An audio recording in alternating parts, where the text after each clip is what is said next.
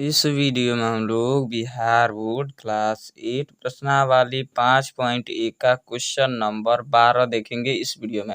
पिछले वीडियो में जो है हमने 6 से जो है 11 तक देखा था। अगर आप लोग पिछला वीडियो नहीं देखे हैं तो आई बटन में आपको लिंक मिल जाएगा, वहां से आप लोग जाकर देख लीजिएगा। तो देख लीजिए 12 नंबर में क्या कह रहा है। 12 नंबर में कह रहा है योग संक्रिय किए बिना योगफल ज्ञात कीजिए। ये जो नीचे की संख्या है ये सभी क्या है, विषम संख्या में है। 1, 3, 5 और 7 और 9, 11, ये सब क्या है, विषम संख्या में दिया है। अब कह रहे हैं इनका कह रहे हैं योग संक्रिय किए बिना योगफल ज्ञात कीजिए। तो इन जो संख्या दिया है इनका योगफल ज्ञात करना है। तो चलिए इनको जो है हम देख लेते अपने कॉपी में।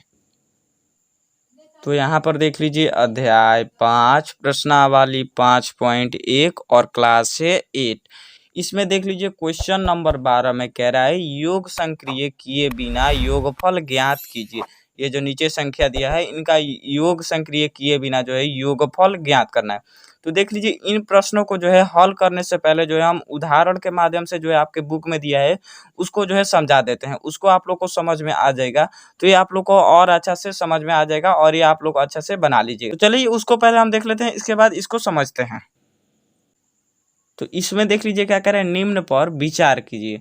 तो इसमें जो है पेज नंबर 86 में आप लोग को ऐसे देखने को मिलेगा। तो इसमें देख लीजिए इसमें क्या दिया है, एक विषम संख्या। इसमें देख लीजिए विषम संख्या का वर्ग विषम संख्या होता है। आप लोग को हमने पिछले वीडियो में भी बताया था आप लोग को कि विषम संख्या का वर्ग विषम संख्या होता है और सम संख्या का वर्ग हमेशा सम संख्या होता है।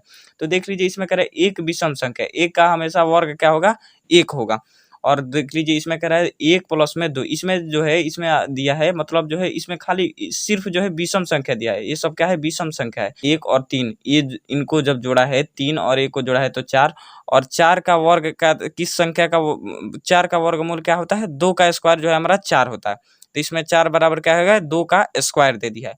उसी प्रकार देख लीजिए 1 + 3 + 5 दे दिया है। कह रहा है पहली 3 संख्या का विषम संख्याओं का योग। इसमें जो है पहली 2 संख्याओं का विषम संख्या का योग दिया है, इसमें एक विषम संख्या दिया है और इसमें दिया है 2 विषम संख्याओं का योग। इसमें दिया है पहली 3 विषम संख्याओं का योग, यानी जो है 1 का, 2 का, 3 का, इनका योग दिया है और इस प्रकार उदाहरण के माध्यम से इसमें समझाया है। ये अभी आप लोग को समझ में नहीं आता होगा, लेकिन आप लोग वीडियो को लास्ट तक देखिएगा तो अब आप लोग को ये और अच्छा से समझ में आ जाएगा। तो इस प्रकार देख लीजिए इनको दिया है और नीचे में कह रहा है अतः हम कह सकते हैं कि पहली n संख्या प्राकृत संख्या का योग n² होता है। अब देख लीजिए ये जो संख्या है ये सभी संख्या का है, n है, n है। n को जो है अनंत तक, ये सब क्या है, अनंत तक n मतलब होता है पहली संख्या से और अंतिम संख्या यानी अनंत संख्या तक n हमारा विषम प्राकृतिक संख्या का योग जो है n² दिया है। उसके बाद देख लीजिए इसमें नोट में आप लोग को पढ़ लेना है। नोट में क्या करें, 1 से 51 के बीच।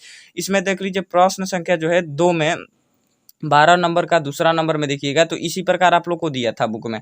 इसी प्रकार आप लोग जो है बुक में देखिएगा तो यही क्वेश्चन आप लोग को 12 का जो है दूसरा नंबर में क्वेश्चन में दिया है।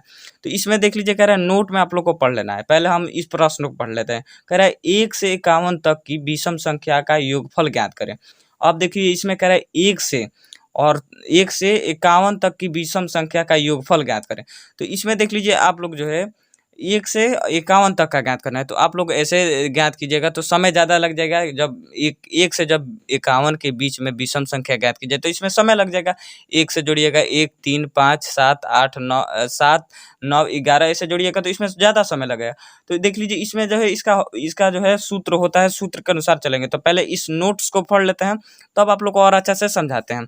तो देख लीजिए नोट में क्या लिखा है 1 से 51 के बीच में कितनी विषम संख्या है, आप अंतिम संख्या को लें और जैसे यहाँ 51 को 2 से भाग करें।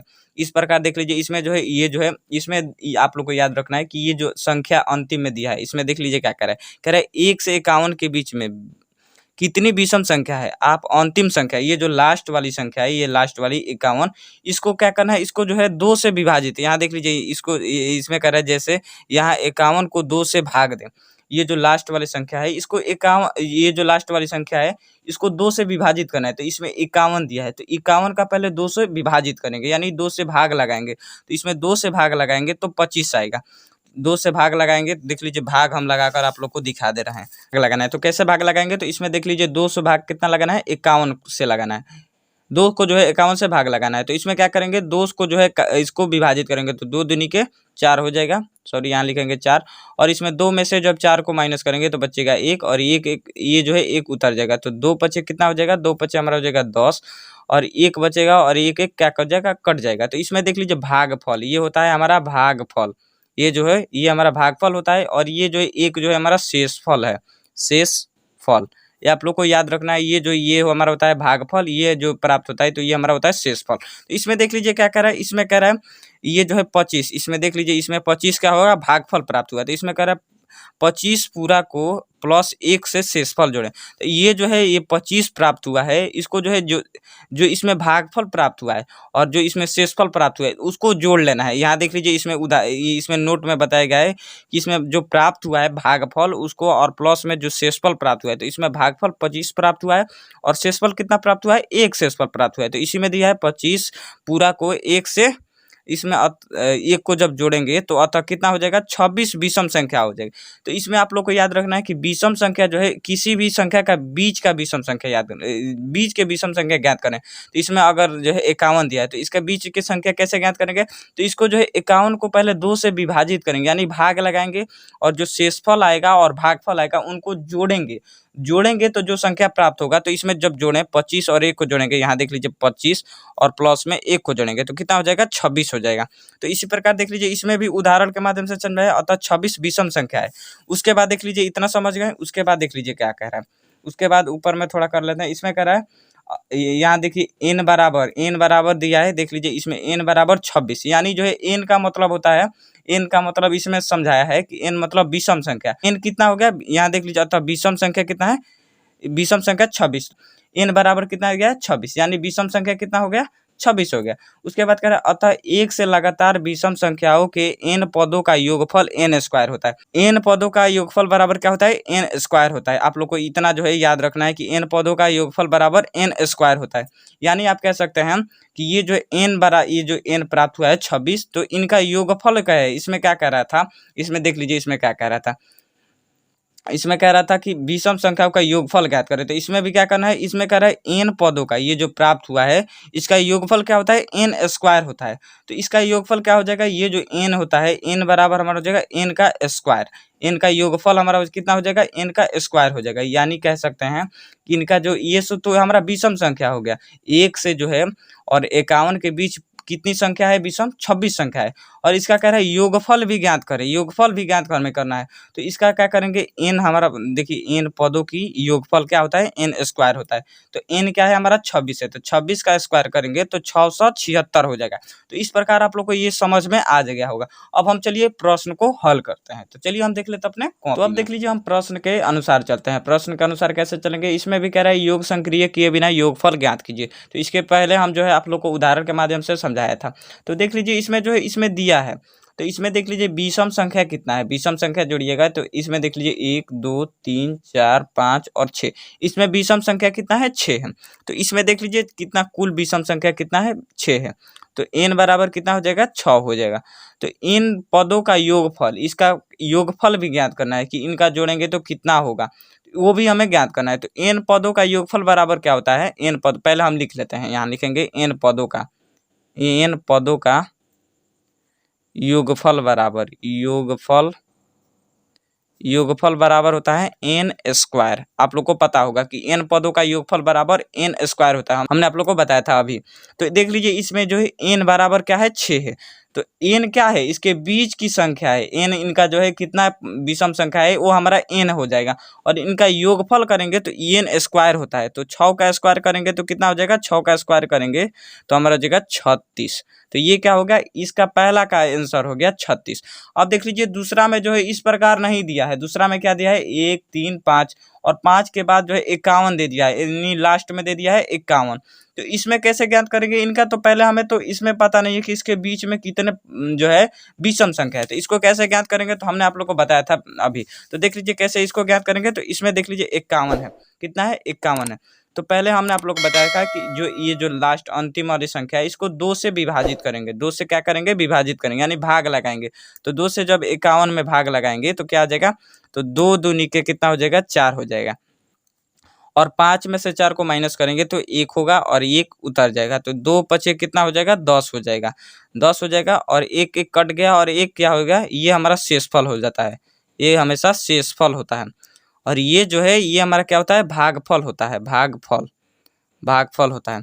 तो इसमें क्या करेंगे, हमने आप लोग को बताया था कि इसमें जो है शेषफल और प्लस में भागफल, एन बराबर क्या होता है, शेषफल प्लस में भागफल। हम यहाँ लिख लेते हैं एन बराबर क्या होता है, शेषफल, शेषफल प्लस में भागफल। ये ऐसे भी लिख सकते हैं, भागफल प्लस में शेषफल या शेषफल प्लस में भागफल। तो भागफल जो है और शेषफल को जब जोड़ेंगे तो इसमें एन बराबर क्या हो जाएगा, एन बराबर देख लीजिए, इसमें भागफल है कितना 25 है, 25 और प्लस में शेषफल कितना है 1 है, तो एन बराबर क्या आ जाएगा 26 हो जाएगा, 25 1 26 हो जाएगा, 26 हो जाएगा। और इसमें एन पद की इसके बीच के कितना जो है विषम संख्या है वो हमारा 26 आ गया, इसके एक से जो है 51 के बीच में कितनी विषम संख्या है 26 है, ये एन बराबर होता है। तो हमने यहाँ क्या लिखा है, एन बराबर, एन जो है एन बराबर क्या होता है, पदों का योगफल बराबर एन स्क्वायर। तो एन बराबर जो है कितना माना है 26 है, तो जब एन बराबर ये इसके बीच के संख्या है 1 से 51 के बीच में जो है कितनी जो है विषम संख्या है, तो इसके बीच में कितना है 26 है, तो इसका योगफल भी क्या करना है, ज्ञात करना है। तो इसका योगफल बराबर क्या होता है, तो एन पदों के यहाँ लिख लेंगे, एन पदों का योगफल बराबर क्या होता है, एन स्क्वायर होता है। तो इसका जो ये संख्या प्राप्त हुआ है इसका स्क्वायर करेंगे, तो 26 का स्क्वायर करेंगे, यहाँ देख लीजिए 26 का वर्ग करेंगे तो कितना हो जाएगा, 26 का वर्ग करेंगे तो 676 हो जाएगा। तो ये क्या होगा, दूसरा नंबर का आंसर हो गया, क्या होगा, दूसरा नंबर का आंसर हो गया, ये पहला नंबर का आंसर हो गया। तो अब देख लीजिए इसी प्रकार तीसरा नंबर में भी ऐसे ही दिया है, तीसरा नंबर में दिया है 1 प्लस में 3 प्लस में 5 प्लस में 7, उसके बाद दे दिया है 101। तो देख लीजिए इसमें पहले क्या करेंगे, इसमें भी हम क्या करेंगे, इसमें भी हम लिखेंगे 101 है, तो इसको 101 को जो है हम 2 से भाग लगाएंगे, तो यहाँ देखेंगे 2 से भाग लगाएंगे 101 को, 2 से भाग लगाएंगे तो 50 दूनी के कितना हो जाएगा 100 हो जाएगा, 100 हो जाएगा। तो इसमें जो है 1 कट जाएगा और 0 भी कट जाएगा और 1 उतर जाएगा, 1 क्या हो गया, शेषफल हो गया, ये हमारा शेषफल होता है। इसमें शेषफल हमारा क्या हो जाएगा 1 हो जाएगा और भागफल कितना हो जाएगा 50 हो जाएगा। तो इसमें एन बराबर क्या होता है, हम जानते हैं भागफल प्लस में शेषफल, तो भागफल कितना है 50 है और प्लस में हम क्या होगा, शेषफल हमारा 1 है। तो देख लीजिए भागफल और शेषफल इनको जब जोड़ेंगे, देख लीजिए 50 को जब 1 को जोड़ेंगे तो एन बराबर कितना हो जाएगा 51 हो जाएगा।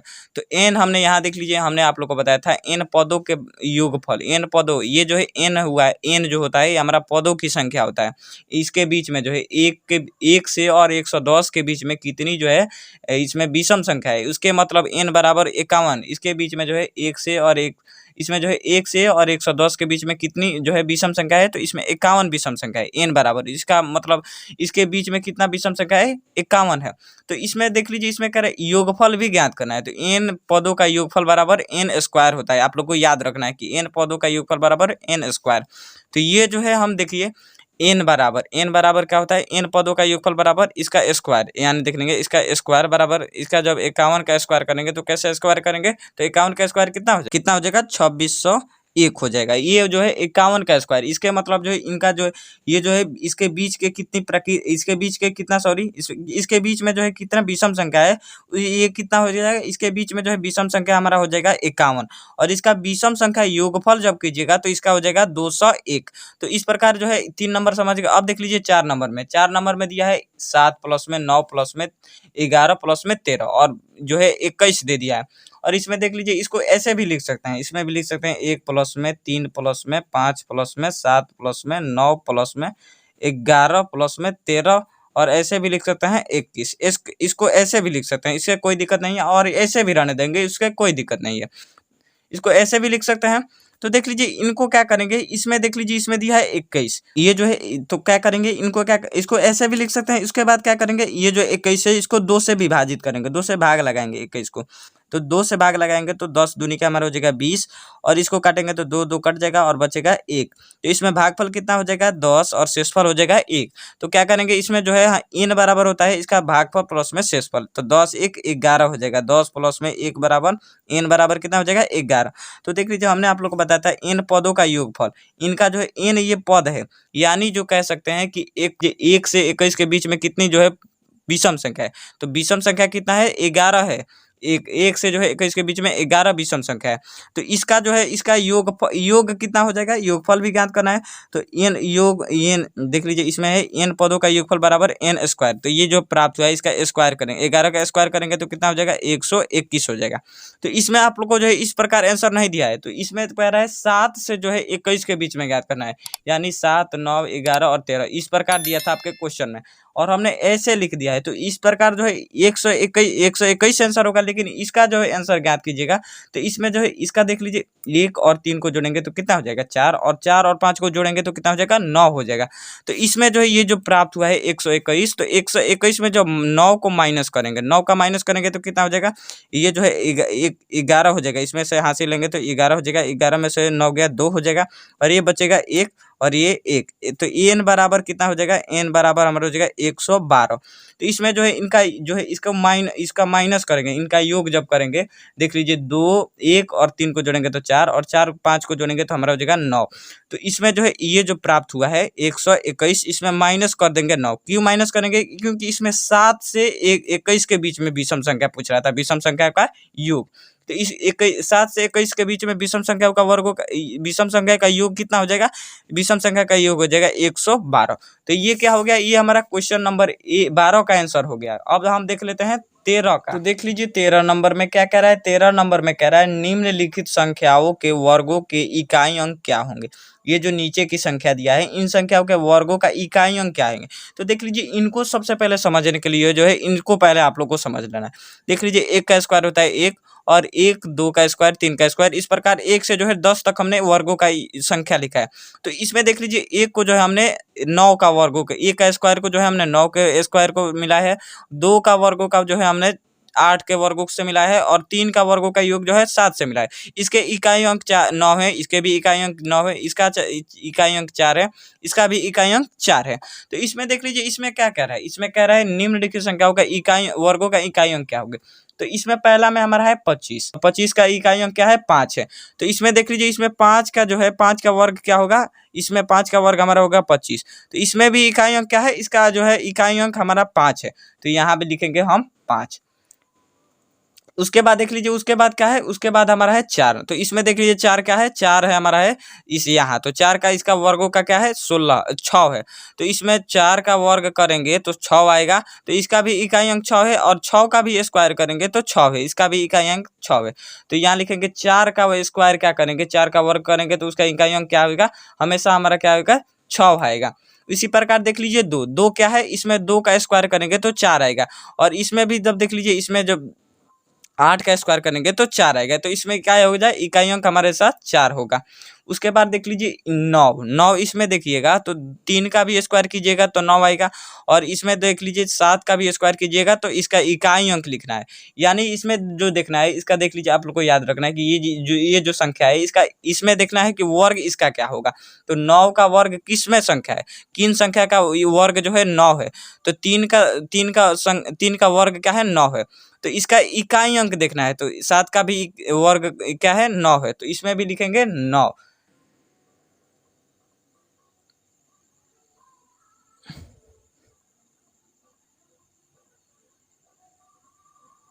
तो देख लीजिए 4 नंबर में क्या कर रहा है, 4 नंबर में है हमारा 9। तो देख लीजिए 9 का वर्ग क्या है 1 है, और 1 का भी वर्ग क्या है 1 है। तो इसमें क्या करेंगे, इसका इकाई अंक क्या होगा, 9 का इकाई अंक हमारा हो जाएगा 1, यहाँ लिखेंगे 1।